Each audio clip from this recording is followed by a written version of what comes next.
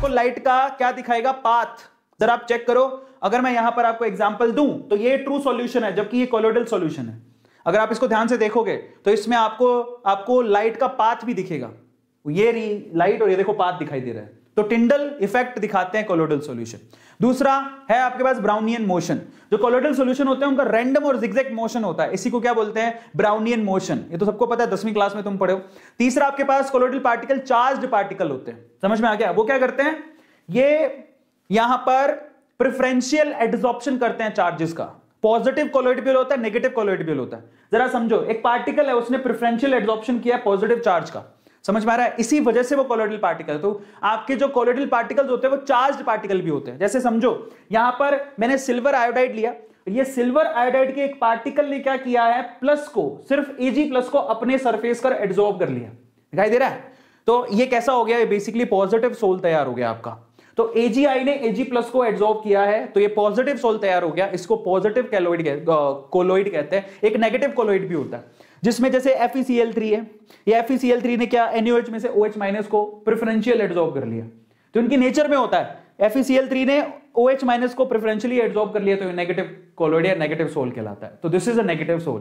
तो आपके जो कोलोइडल पार्टिकल होते हैं वो चार्ज्ड पार्टिकल होते हैं, या तो पॉजिटिव या फिर नेगेटिव, समझ में आ गया। अब यहां पर प्रॉपर्टीज ऑफ कोलोइड में अगला है electrophoresis, movement of colloidal particle solution due to the electrical potential. जैसे कि मैंने आपसे कहा कि कोलोइडल पार्टिकल या तो पॉजिटिवली चार्ज होते हैं, नेगेटिवली चार्ज होते हैं। तो अगर आप यहां पर बैटरी लगा दोगे, जरा सोचो, एनोड और कैथोड से कनेक्ट कर दिया, और अगर आपका मान लो कि जो आपके कोलोइडल पार्टिकल है वो पॉजिटिवली चार्ज है, तो किधर जाएंगे, नेगेटिव की तरफ। इसी को क्या बोलते हैं, इलेक्ट्रोफोरेसिस कहते हैं इसको। सबको समझ में आ गया। वो ऑटोमेटिकली यहां से कैथोड की तरफ जाना शुरू हो जाएंगे क्योंकि वो चार्ज पार्टिकल है। इलेक्ट्रोफोरेसिस सबको समझ में आया। अगली प्रॉपर्टी कौन सी है, that is flocculation, process by which colloidal particle are caused to clump together into the flock like PPT। फ्लॉक्यूलेशन का मतलब क्या होता है, ये कुछ नहीं है, प्रेसिपिटेशन को फ्लॉक्यूलेशन कह सकते हो आप। मतलब देखो, कोलोइडल पार्टिकल की साइज जो होती है वो सॉल्यूशन और सस्पेंशन के बीच में होती है।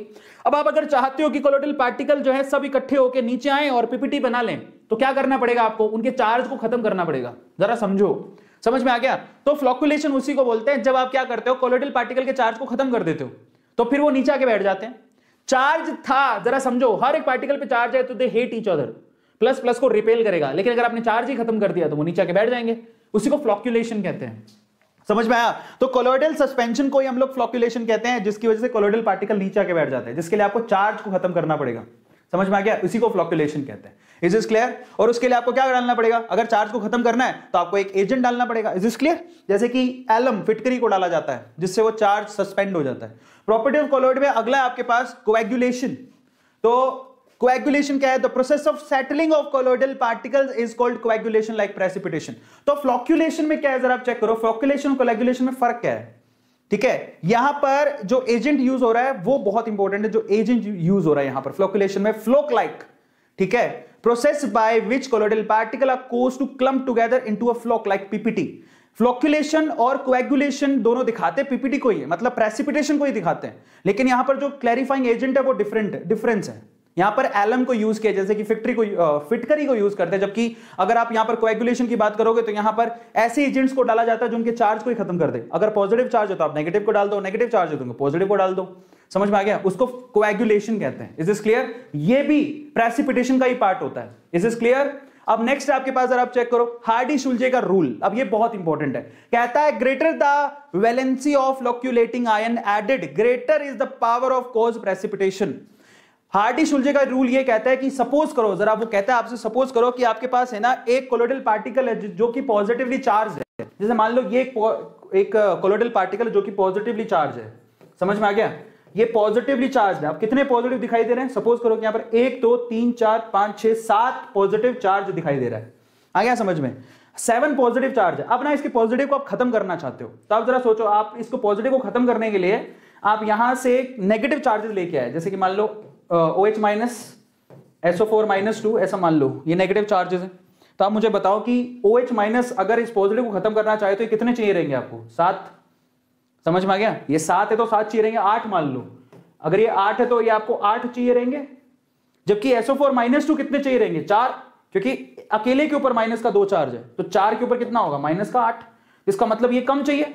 तो इसका मतलब क्या है, हार्डी-शुल्जे ये कहता है कि अगर आपको कोएगुलेशन या फ्लोकुलेशन करवानी है तो आप जो नेगेटिव या फिर पॉजिटिव चार्ज ऐड कर रहे हो उसकी जितनी वैलेंसी होगी या फिर उसके बाद जितना चार्ज होगा वो उतना ही ज्यादा क्या होगा, पावर रखेगा पीपीटी बनाने की। समझ में आ गया? That's it. इसी को बोलते हैं हार्डी-शुल्जे रूल। जरा समझो, जैसे मान लो कोई नेगेटिव सोल है तो AlCl3 की मोर पावर है, क्यों? क्योंकि इसमें सिर्फ एक एल्यूमिनियम के आयन पर +3 चार्ज है, so it has more power. Ba+2 के पास सिर्फ +2 का ही चार्ज है और Na+ के पास प्लस का। जितना चार्ज ज्यादा होगा उसकी फ्लोक्यूलेटिंग पावर उतनी ज्यादा होगी। समझ में आ गया? क्योंकि ये अकेला ही 3 नेगेटिव चार्ज को खत्म कर देगा, ये 2 नेगेटिव चार्ज को खत्म कर पाएगा, जबकि ये एक ही नेगेटिव चार्ज को खत्म कर पाएगा। तो ये अकेला 3 को खत्म कर रहा है, इसकी पावर ज्यादा है। इसी को हार्डी-शुल्जे रूल बोलते हैं। Is this clear? हार्डी-शुल्जे का रूल यही है। इसी तरह से नेगेटिव वाले को पकड़ो, ये देखो -4 है, अकेला 4 पॉजिटिव को खत्म करेगा। ये -3 है, अकेला 3 पॉजिटिव को खत्म करेगा। ये -2 है, अकेला 2 पॉजिटिव को खत्म करेगा। ये -1 है, अकेला 1 को ही खत्म कर पाएगा। So who has more power? This one has more power. इसको हार्डी-शुल्जे रूल बोलते हैं। सबको समझ में आ गया?